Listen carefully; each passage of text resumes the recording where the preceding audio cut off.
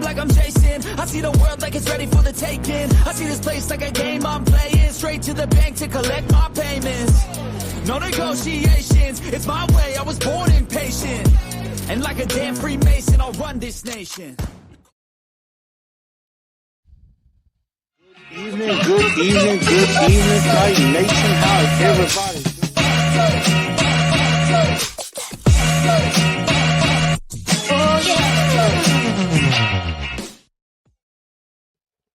What's going on, Titan Nation? Good evening. Welcome into TNT Post Game.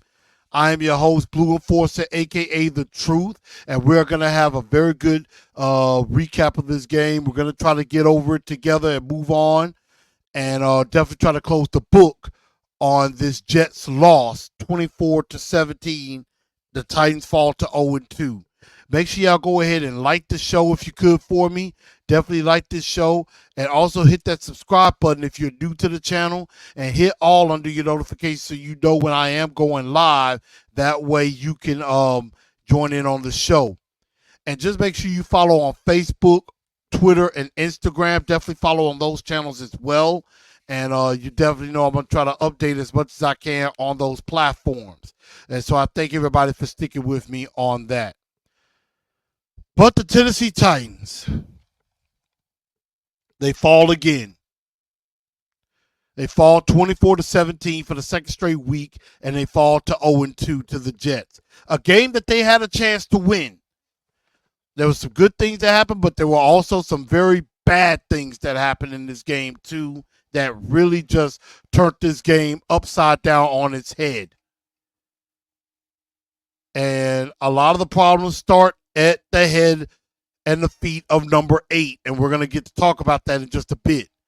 And then also, excuse me on that. And then also, Brian Callahan was not too happy either. And I don't blame him one bit. Wasted another great effort from the defense. And then you had some special teams problem. The crowd was loud yesterday. I definitely felt it. And I just wanted to win just as bad as they did, but it didn't come to fruition. And so we're going to get into that. We're going to definitely talk about all of that. And where do the Titans go from here? And what can they do to right the ship? And so with that being said, let's just get right in to the good, the bad, and the god-awful. And we're going to start off with some good, with the defense.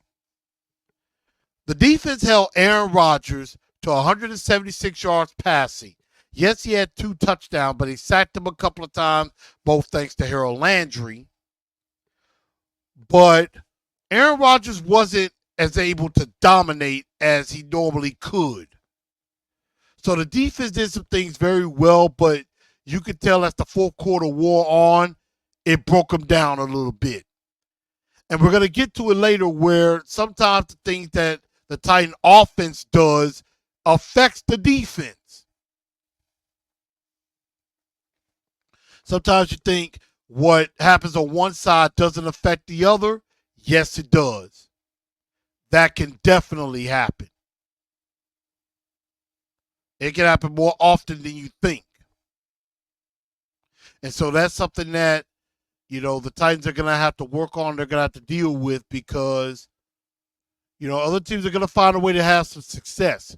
Breece Hall had a pretty nice game. Had 62 yards on 17 carries, but he also caught 7 balls for 52 yards. 62 yards on 14 carries, excuse me. But he also caught 52 yards with the passes on 7 catches. So, very elusive back that could cause problems. And so you had that going on. Now, they did a very good job on Garrett Wilson, even though Garrett Wilson had that one nice catch over L'Jarius Sneed, probably one of the longest games Sneed's going to probably give up this season. But he only had 4 catches, 57 yards himself. So the Titans did a very good job on those receivers. And this defense still ranks number 1 in the league.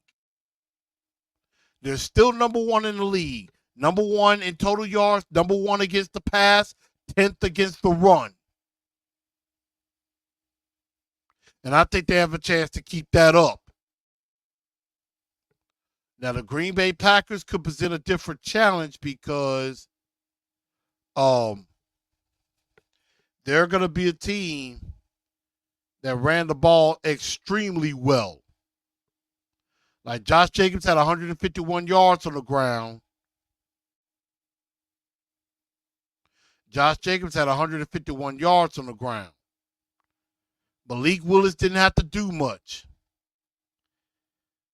I mean, the Packers ran for 251 yards total.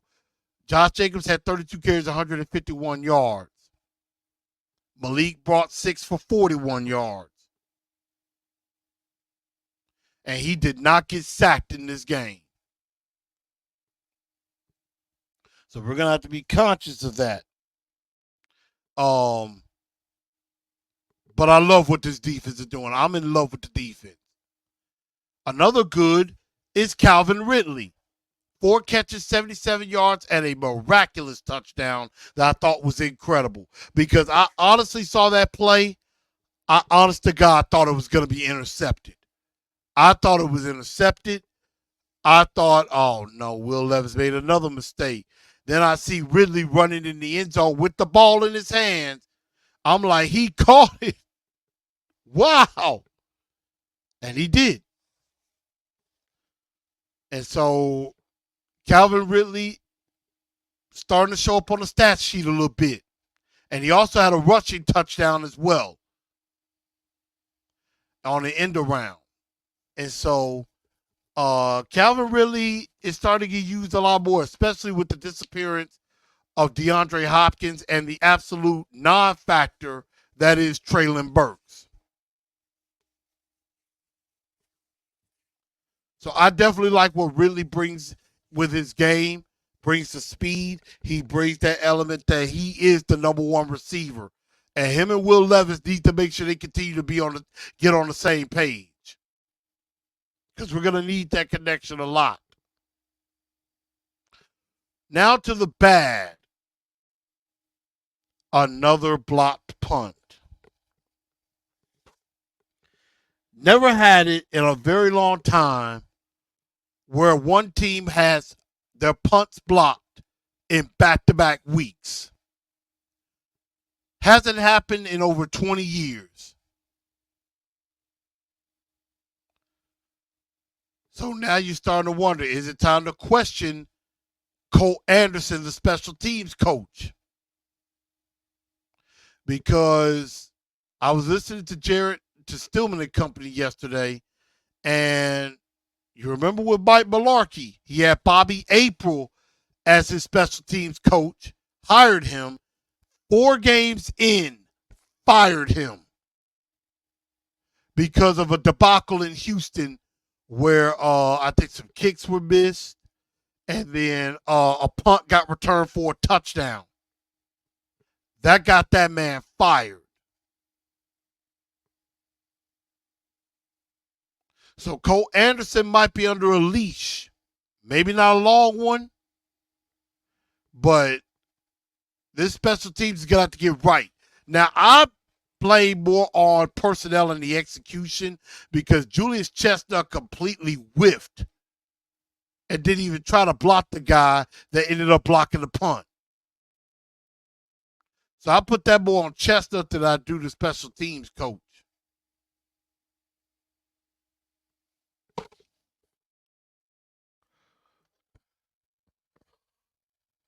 Excuse me for that. Y'all forgive me. Brother can be tired sometimes. But special teams got to get it together. Because this time you cost yourself 3 points in this situation with that block punt. Luckily, it went out of bounds. Because if it were recovered inbounds, that's another scoop and score. And that would not have helped us at all if that were the case. So special teams need to get it together. Really, really badly. They need to get it together. But now to the god awful. Will Levis did it again. The guy, we're up 7-0. Defense gets a stop. You have a very good drive down the field. You have a chance to put points on the board. You scrabble out of the pocket, and I'm thinking just take the sack. Just go down. You got 3 points in your bag. Don't screw it up. This dude, trying to avoid a sack, tries to basically, just toss the ball on the ground to Tyjae Spears, and it ends up being a fumble. And you take 3 points off the board. You could have been up 10-0 in that situation and probably would have had serious control of the game. Because if that field goal happens, there's a pretty good chance that interception on the very next play that you have doesn't happen either.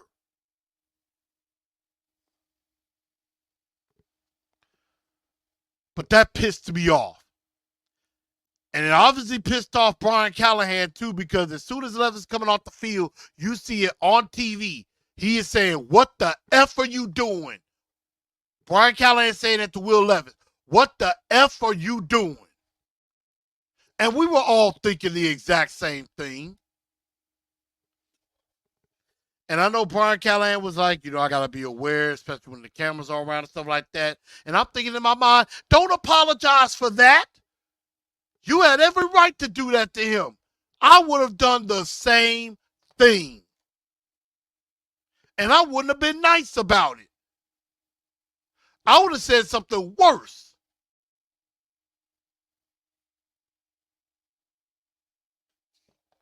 Will Levis literally cost you that game again for stupid mistakes. Because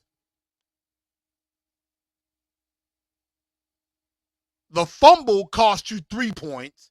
The interception that Treylon Burks is fully at fault, by the way, because this fool doesn't even know how to go challenge the ball. And you got a guy who's a backup corner with one hand, and you got 2 hands on the ball, and that other guy takes it away from you. That's weak. That is weak for Treylon Burks. He is weak. And he is a bust. He's terrible.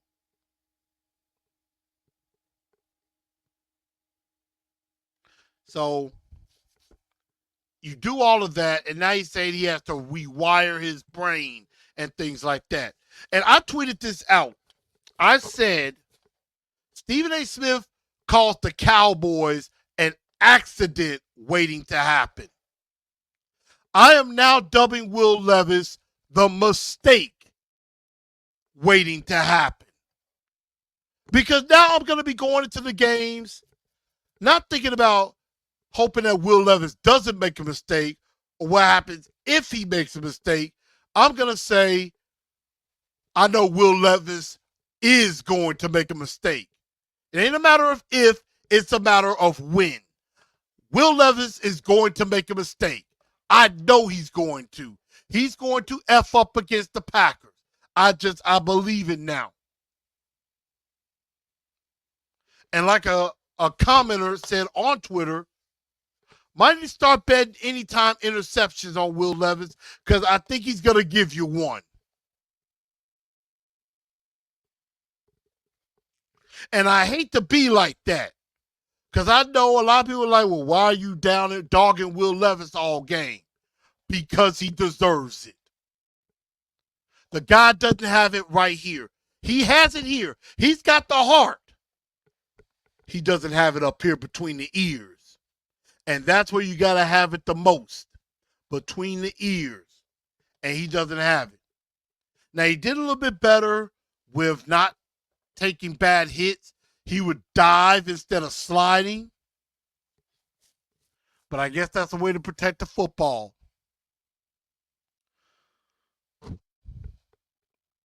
But I am concerned about Will Levis. I just don't think he's the guy. He's a failure. And he's going to continue to do that. And what's going to happen if Malik Willis comes in with a chip on his shoulder and beats Will Levis next week? It's going to get really bad. And it's already kind of starting to get that way. So the Tennessee Titans better find a way to figure this out. Get their act together and get back to winning.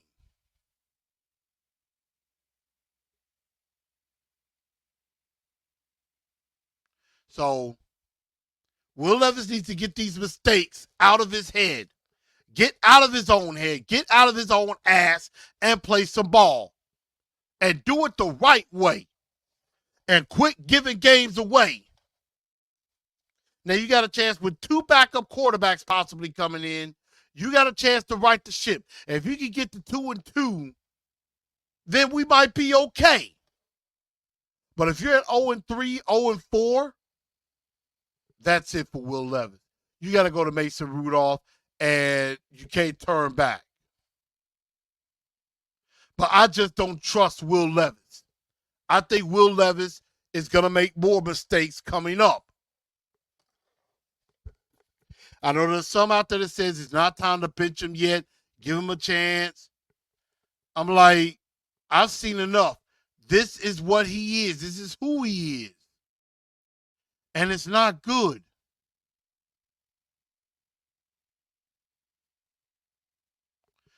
And so I don't like feeling this way, giving up on Levis, but Will Levis ain't it. You know, a lot of people, say, we got to find out if this is the quarterback or not. I think Will Levis is giving you enough of a sample size to understand that maybe he's not it. Now, could things happen later in the year and I come back and I say I was wrong? Sure. I could come back and say I was wrong and that this guy is a franchise quarterback. But as of right now, 11 games into his tenure, I don't see it. I just don't see it.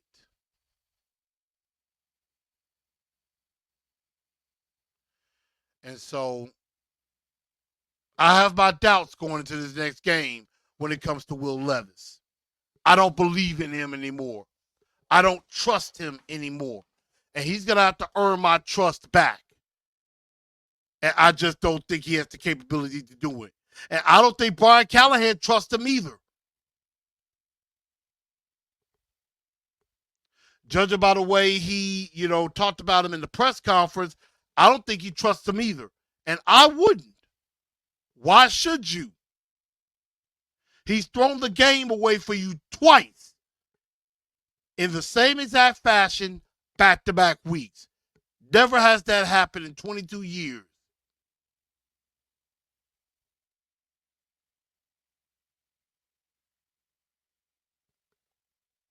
So I don't know, y'all. I don't know what to think. But I'm kind of ready to put this game behind me. Titans fall 24-17. Wasted another good effort by the defense. But it is all up to Will Levis. We will only go as far as Will Levis can take us. If he can fix his problems, then we might be pretty good. If he doesn't, we're going to stink.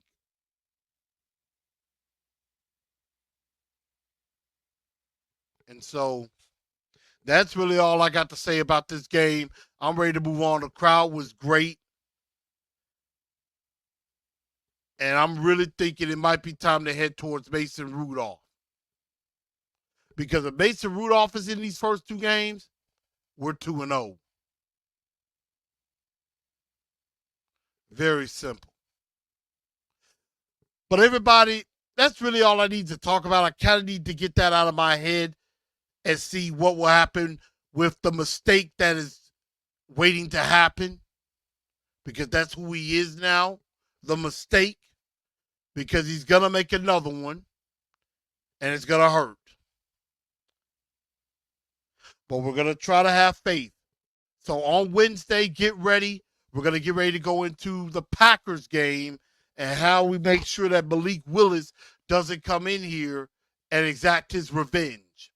Everybody, make sure you follow me on Instagram, Twitter, or Facebook. Again, make sure y'all hit that like button for me. Hit that subscribe button for me as well. And I'm your man, Chris, a.k.a. Blue Enforcer. I thank y'all for tuning into the show. And y'all have a very good rest of your Tuesday. And tighten up, because that's all we know how to do. Good night.